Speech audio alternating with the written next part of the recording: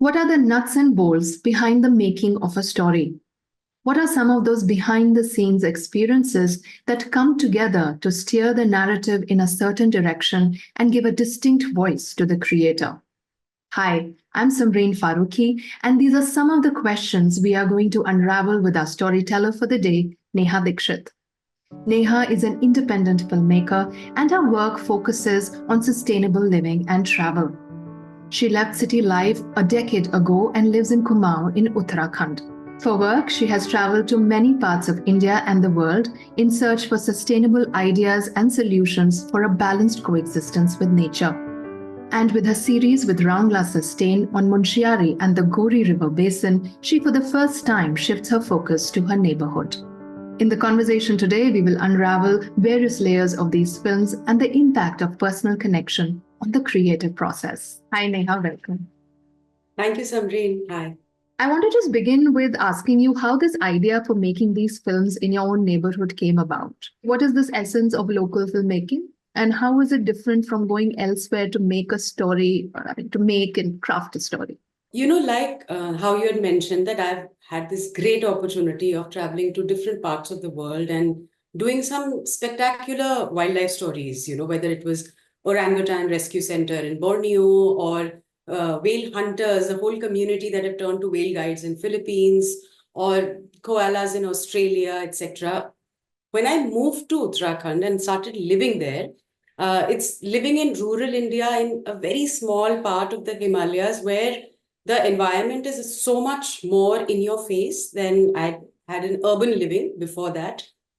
I started feeling about stories that you dip into a space and you go in for a few days in a particular season and you are kind of chasing a success story, how there is a rescue center or there is a community that has changed its ways, stopped hunting. You would always film in national parks or reserve areas. So I was very keen on doing films from Uttarakhand, from Kumaon, after having lived here. We didn't want to go into a reserve park or a national park because there's so much nature and wildlife that is outside of it. And what are the stories there? How are these people and animals living there? That was one of the beginning, earliest thoughts that started with let's try and make some films in Uttarakhand, in Kumaon. We all know as filmmakers, we know that films have their own process of evolution. And at times they completely shapeshift. Yeah. And I'm actually asking you this because, we have gone through this whole process during the making of these films. So was there any film that really turned out into something quite unexpected? I would say actually all the films, went through that process of morphing, shape-shifting, finding, films inherently, I think, have their own stories to tell, which is beyond the maker. From the time you start planning to when you reached on location and you're filming, how that period turns out to be, how that day turns out to be, to when you get it to the edit. And that's when really one starts looking at what is the material telling you. But two films that, if I have to specify, that really changed. One is our Habitat film, which is introduction to this stunning landscape. And it was really about habitat during spring, flora, fauna. We had made this film, we had finished it, but living in Uttarakhand, what happens just before spring every year are these massive forest fires, which make headlines. But you're not reading a headline, you're living with a forest fire. The mountain in front of you is ablaze at night when it's pitch dark. You can't see the skies because the fire is so big. And you live with that smell of something burning. The locals can even say wild animals have been burned. They just sniff the air and say, Pedi jale, nahi ab janwar jale. They know the air so well. So when we made the spring film, when we were going towards Munchiari, there were forest fires everywhere. The air was filled with smoke. So we felt compelled that we have to open the film with setting up that there are forest fires that happen just before spring every year and how important those rains are. And while it is a phenomena, how it's changing so dramatically with weather patterns changing, climate change. This is something we talk about. But when you live there and you see it happen, you can't not bring it in. Even if it's a beautiful habitat film, the forest fire aspect came in. The other film that we wanted to do was a film on this one pond in Munchiari called Mesar Kund. It has a really lovely folk tale where the pond dried and how it was revived. And then there was this story of the villagers who had, in the 2000s, again, the pond had dried and how they had revived. That was the connection we had in mind. But in the process, we realized that who are these people who revived the pond? They're people from one panchayat. They're forest commons all over India. But the way the people in Uttarakhand depend on the one panchayat is quite incredible. Without the one panchayat, they cannot live there. Anyways, there are so many ghost villages, people are leaving. But wherever one panchayats are active, villages are alive. So we thought that let's first talk about what one panchayats are. So I would say these two films, they demanded that we address something else as opposed to what the imagination was before starting.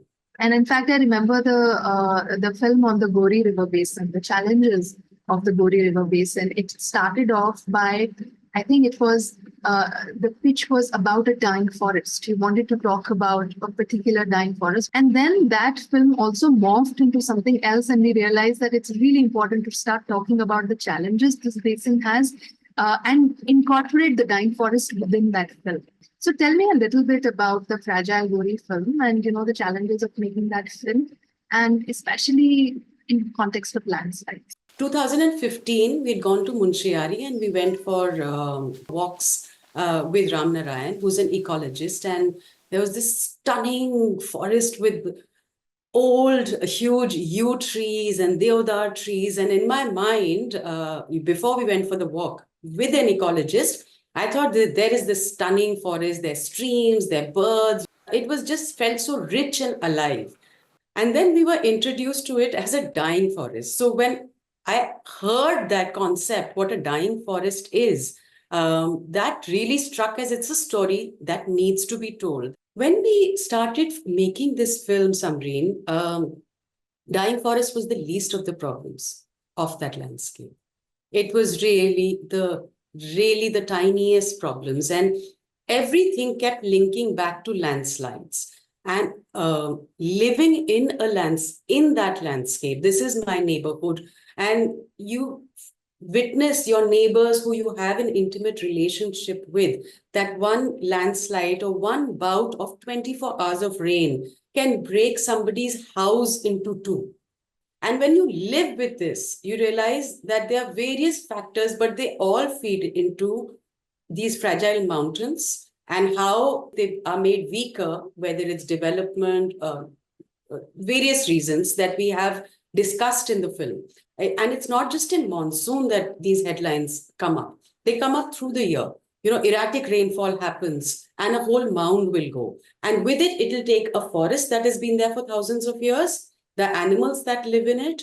And as it goes down, it takes villages right into the river. Also, the trickiest and most difficult film to make, because what do you keep and what do you leave out? Like, whose voice is this film taking? Whose point of view is this film taking? For me, the biggest learning while making Fragile Gori was that it's very important that what you're trying to put out there, the magnitude is immense. I'm still understanding why these things happen, living there for 10 years. How do you simplify this for an audience? Like, where do you bring in animation?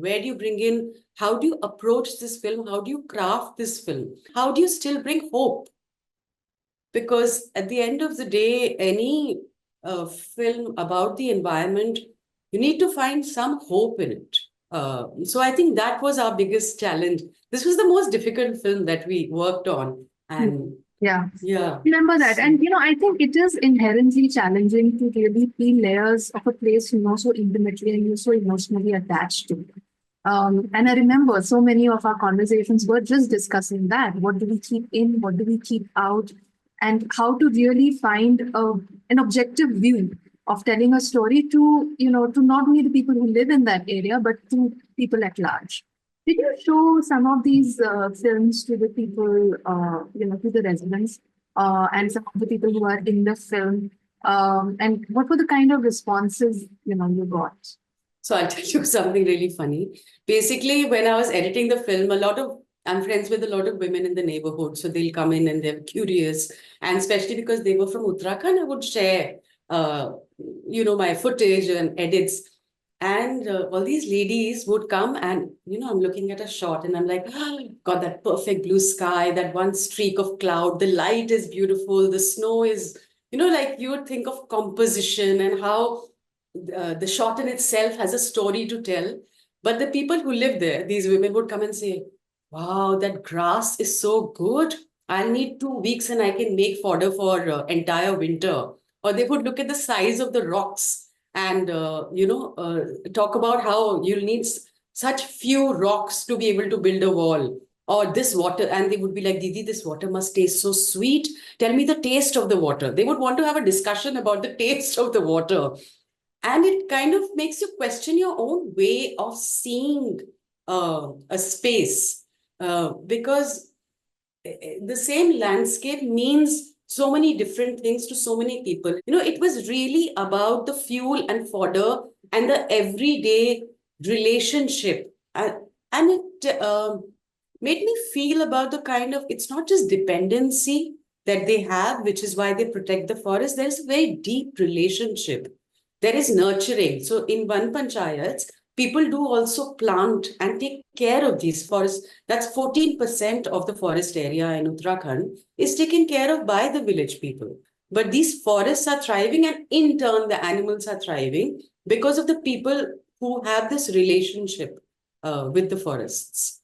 Neha, I want to talk a little bit about your film on the musk deer, a rare and endangered and an extremely elusive creature found in the high mountains of Uttarakhand, and how this film shifted from a natural history take to your search for the deer. Just tell me a little bit about how the essence of this film came to lie in the exploration itself. Musk, like any other film, it started with research. And while researching, we found a little bit on the Siberian musk deer, but very little on the Himalayan musk deer. There was this scientist, Dr. S. Satya Kumar. His papers were there to go by, but no video documentation, hardly any photographs. And I think that made me quite certain that there needs to be a film on this elusive, enigmatic creature whose fragrance everybody, has heard of musk ka khushbu. But who is this creature? It's not even a deer. There are no other of its kind left. It's been around for hundreds of millions of years on this planet, surviving in some solitary, existence. So that's where it started. So again, sticking to that idea, we didn't want to go into a reserve forest area. We wanted to, because there are very few musk individuals that are alive, and most of them are known to be in spaces that are outside of any reserve forest. In Uttarakhand, the Kedarnath sanctuary still has some musk deer population, but in Kumaon, we knew that the Gori Basin has musk deer because the locals move around in the area. We had done that much research was done. I'd spoken to people who are, shepherding families who go, because the migration still happens. They go 6 months up and 6 months down. And the musk deer had been spotted, but not really documented. So we did go with our khachar and equipment and lugging everything and reached the campsite and started going in search of the musk.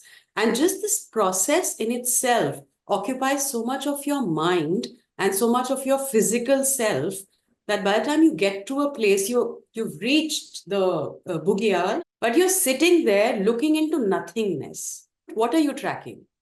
You can't see footprints, you can't hear sound. It's not going to be a herd of other deer or, so what are you looking at? So you're just literally, everybody just sits with the durbeen and keeps staring into nothingness. And finally, when we did spot the musk deer, it was, I'm not kidding, it's like the size of your little fingernail across 2 hillocks that you're using the best lens that you have, and you still get a part of the frame that the musk will occupy. And this strategy will never work with a musk, that you go closer to it and you'll get. It's just going to move further away, and it's not reachable. So we filmed in spring and came back, and I remember discussing this with you, saying that we don't have enough for a film. It's a film that needs to be made. And then we planned a winter schedule because where the musk really thrives is when it's snowed out. Now, this winter schedule is another, it was a monster. We had learned from the spring schedule. We took longer lenses, we took more equipment. Everything was multiplied by double. And yet, you cannot increase the number of people in the team because you want to remain invisible, you want to remain quiet. So, the number of people were the same, but everything we were carrying was double. The first time we saw the musk in snow, we're trying to move the camera, and the whole body, everything from camera to tripod was frozen. It was frozen, and we couldn't move it. Like we didn't get that shot. Evenings used to be really sad because in your heart you want to tell yourself, "Abhi wo nikalne wala hai." So just when we'd feel the musk is about to come out, we had to head back to the camp because it's not allowed to be in the meadows after the sun goes down. There is no drinking water over there. Our water used to come on khachars. There's no loo. Now, outdoors, everybody who films in wildlife knows that you go out wherever, out in the open. But in 4 feet of snow, where do you go? And also, the water that you need for your morning activities has to be melted. So, till it's 10, 11 o'clock, that water is not melting, which means you go in the morning without doing anything. And when you're walking back, you should see the speed. Because snow has started melting, everyone knows there's going to be water and we can do a morning business. So everyone's like, you're carrying 2 tripods and running down like Thor because you need to hit the loop. So it was really like chasing a ghost. It really it's not even an exaggeration. You don't know where to look, you don't know where to begin, you don't know how to go about it. Then the film got crafted on the editing table. With everything that we could get, we got. And then, it was made on the editing table while writing it. I think there should be a behind the scenes film because the film in itself is so ethereal and beautiful and restrained that some of the things that you're talking about, you don't really, get to know.